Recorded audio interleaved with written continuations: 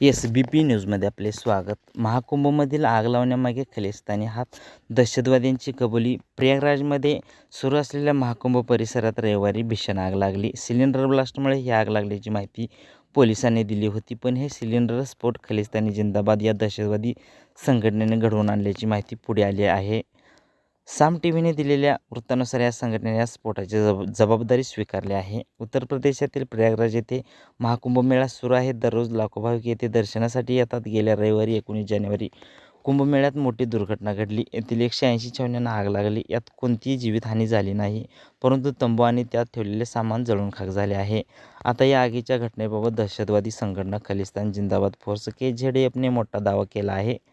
प्रयागराजमधील आगीच्या घटनेची जबाबदारी संघटनेने माध्यमांना ईमेलद्वारे पाठवून घेतली आहे. संघटनेने असे म्हटले आहे की हा पिलीभीत चकमकीचा बदला आहे. पोलीस काय म्हणाले? मात्र खलिस्तान जिंदाबाद फोर्सचा हा दावा UP पोलिसांनी फेटाळून लावला आहे. त्याचवेळी पंजाब पोलिसांच्या विशेष DGPनं सांगितले की ही घटना UPमधील आहे. या कारणास्तव त्यांनी यावर कोणीही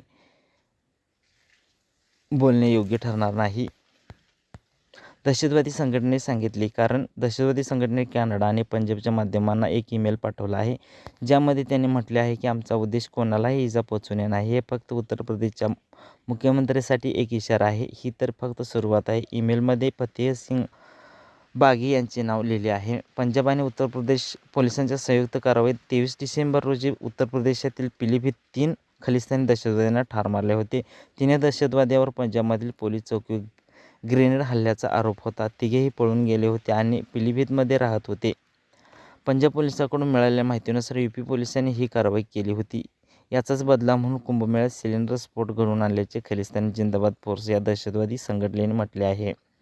SBP न्यूज मराठी लाईक करा, शेअर करा, सबस्क्राईब करा.